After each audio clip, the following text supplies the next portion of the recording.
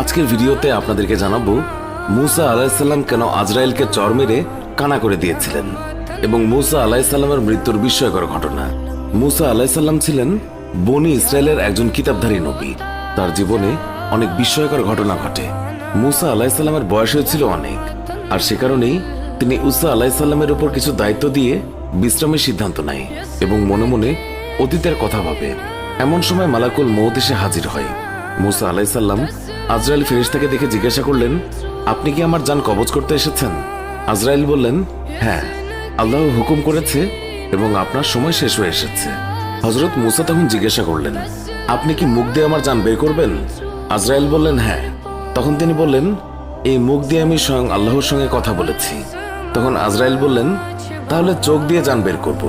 মুসা আলাইহিসসালাম বললেন, এই চোখ দিয়ে আমি আল্লাহর নূর দেখেছি। আজরাইল বললেন, তাহলে নাক দিয়ে নেব।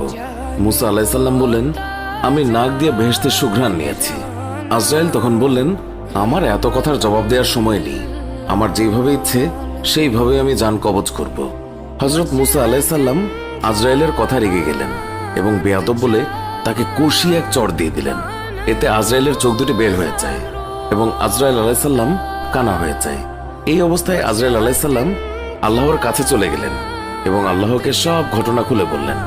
আল্লাহ আজরাইলের চোখ ঠিক করে দিয়ে বললেন, তোমাকে আর তার কাছে যেতে হবে না, তার জান কবজের ব্যাপারটা আমিই দেখব। কয়েকদিন পর আল্লাহ ওহী মারফত মুসা আলাইহিসসালামকে বললেন, হ্যাঁ মুসা, তুমি যদি একটি মেষের পশমের সংখ্যা পরিমাণ হায়াতের জন্য আরজি করো, আমি তোমাকে তত বছর হায়াত বাড়িয়ে দেব। তুমি যত বছর বাঁচতে চাও, আমি তোমাকে তত বছর বাঁচিয়ে রাখবো। হযরত মুসা আলাইহিসসালাম এই কথা শুনে আল্লাহকে জিজ্ঞাসা করলেন, তারপরে কি আমাকে মৃত্যুবরণ করতে হবে? আল্লাহ বললেন, প্রত্যেক মানুষকেই একদিন মৃত্যুবরণ করতে হবে, এমনকি একসময় তোমাকেও তাই করতে হবে। তখন মুসা আলাইহিসসালাম বললেন, তাহলে এখনই আমার মৃত্যু হোক, তবে আমার একটা আবদার আপনার রাখতে হবে। আমি চাই মৃত্যুর আগে আমি একবার তুর পাহাড় দর্শন করে আসি। আল্লাহ মুসা আলাইহিসসালামের আবেদন মঞ্জুর করেন এবং তুর পাহাড়ে যাত্রার আদেশ দেন।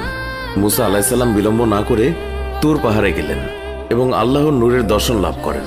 আল্লাহর সাথে কিছু কথোপকথন হওয়ার পর আল্লাহ সেখান থেকে বিদায় নেন। মুসা আলাইহিসসালাম তুর পাহাড় থেকে ফেরার পথে দেখলেন 7 জন লোক একটি কবর খনন করছেন। মুসা তখন জিজ্ঞাসা করলেন, এই নির্জন এলাকায় কার কবর খনন করছো? তারা বলেন, আপনার মতো একজন ব্যক্তির। আপনি চাইলে আমাদের সাথে এই সওয়াবের কাজে অংশগ্রহণ করতে পারেন।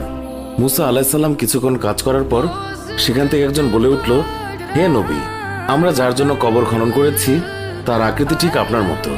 আপনি একটু কবরে নেমে শুয়ে দেখলে আমরা মাপের পরিমাপটা পরীক্ষা করে নেব। মুসা আলাইহিসসালাম তাদের কথা মতো কবরে শুয়ে পড়লেন। শুয়ে পড়ার পর মুসা আলাইহিসসালাম বললেন, হে খোদা, এরকম নিঝুম জায়গায় তুমি আমার জন্য কবুল করে নাও।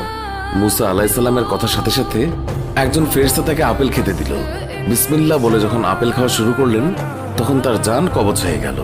তখন উপস্থিত ফেরেশতা মুসা আলাইহিসসালামকে কবর থেকে তুলে গোসল করিয়ে জানাজা করে কবর দিয়ে দিল। পৃথিবীতে তার কবরের অস্তিত্ব আজও অজানা রয়ে গেছে। তিনি প্রায় 150 বছর বেঁচে ছিলেন।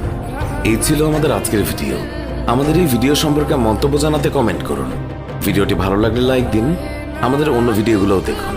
এখনকার মতো বিদায় নিচ্ছি, দেখা